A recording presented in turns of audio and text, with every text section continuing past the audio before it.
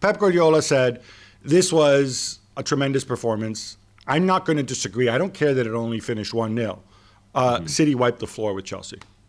Yeah, that's how it felt to me as well. And the biggest thing about it was nobody was really expecting that.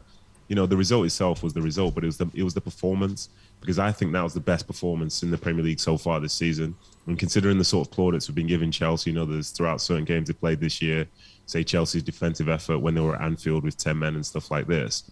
For Man City, they went down to Stamford Bridge against a side that, you know, they're rightly feeling themselves. And City controlled the game. Chelsea didn't have a shot on target in the whole game. And City did this without the number 9, who Chelsea have now, who's one of the best in the world. Can we knock this number 9 thing, please, on the head? Listen, I'm like you on this, because I keep trying to make counterpoints about this, but some of the best performances I've seen from Man City in the last year or so, they have come without a number 9. They've come with the Pep system and whatever it is and the players that they have. And it's not featured somebody who we'd look at and say this is a classic 9. So I'm converted. It is what it is. Whatever he wants to do is what he wants to do. You see the game, you see the way they set up, and Lukaku in that team or Kane in that team would not have made a difference. He might have actually made things not as good and not as smooth than the way they played. So, yeah. Yeah, I never got this recognized striker thing, as you know.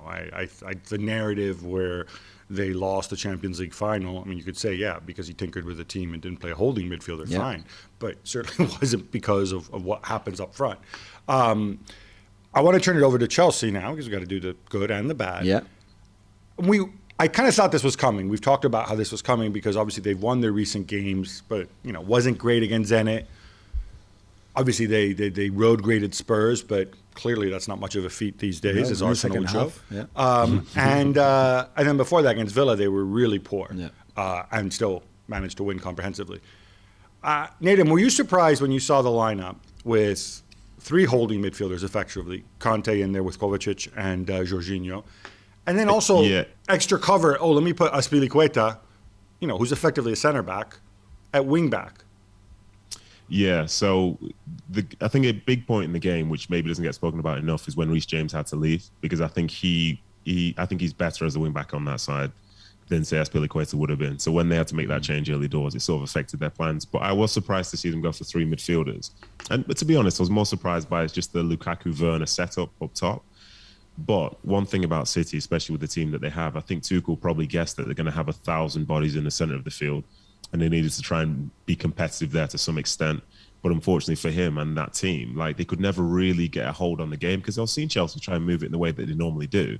Except now the person receiving the ball's got 3-4 players around them, so they can't get in their normal flow. So for Tuchel, if he wants to make a change, the obvious change is to take off one of those midfielders, but then that's when the game became more open. And I think if City were more clinical, they probably would have scored more goals. So tactically, it literally wasn't right on the day. You know, performances weren't brilliant overall, but tactically, it just encouraged City. And yeah, I think Pep just had the upper hand, and those players had the upper hand on the day. It's the first time really Tuchel gets it wrong, because pretty much since he arrived at Chelsea, everything had gone well for him, even in his decision-making, before games, during games, the coaching, all of that. This time it was wrong. It was right to make that call in the second half against Spurs, because in the first half they were not good. They were not winning the battles in midfield, not the second balls. I just don't understand how he thought, okay, that worked against Spurs in the second half away from home.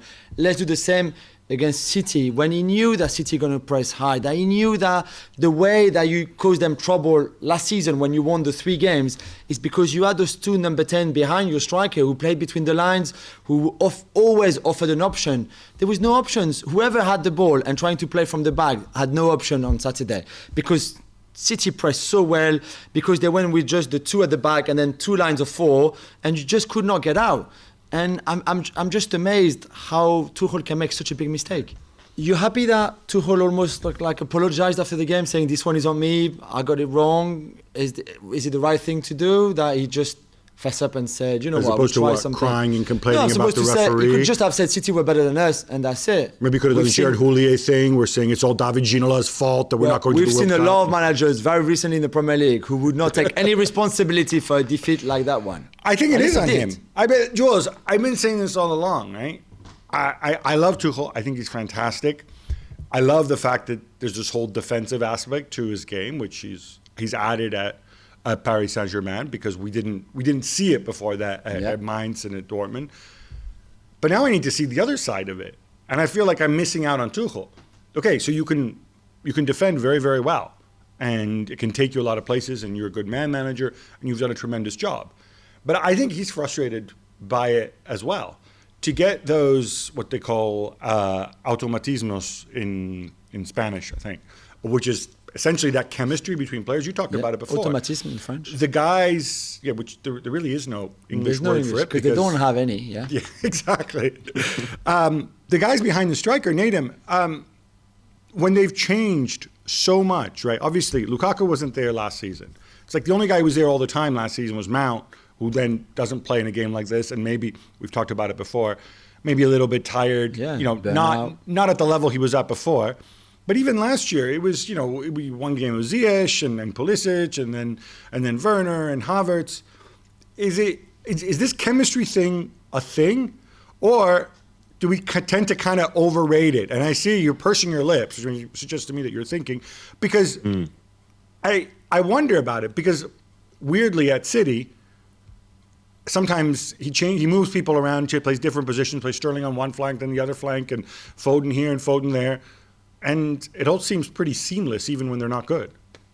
Yeah, I think I understand what you're trying to say. And I think with those Chelsea players, the two tens for Chelsea, I think they're very, very important. I think they're very significant in terms of the way that Chelsea play.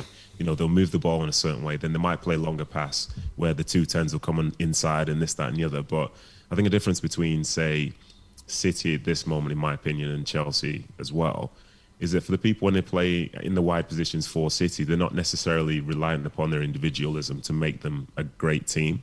That those players are in those slots doing a very specific job. Whereas for Chelsea, I think you can notice a difference between the people who sometimes play in the tens, because Ziyech does it one way, Mount does it another way. But essentially the role of the two tens is, it should kind of be the same, should it not? So you'd hope to have the same sort of like characteristics of players playing in there. But I'm sure the chemistry is it's interesting. It's interesting because Tuchel is very, very good. Defensively, he's very, very good. He's got everything sussed out from that element. But it was mind-blowing on the weekend to see at half-time, they had 31% possession and one shot on goal. And you think to yourself, like, with the players that you have there and players that you have on the bench as well, you'd want to see more. I think you'd want to see more, because those are stats from a game where you'd expect to see City or whoever playing against a side that's maybe in the bottom half of the table or something like that. So yeah, I think he's got his idea, but maybe he just doesn't feel confident enough in the personnel to be able to really drive home that idea, because perhaps at times they're too much of sort of like playing up to an individual skill set as opposed to just the role that exists within a team. Whereas I would say, to be honest, in the Champions League final, I thought they were spectacular in terms of everybody in their slots doing their jobs, but now it just doesn't quite seem the same.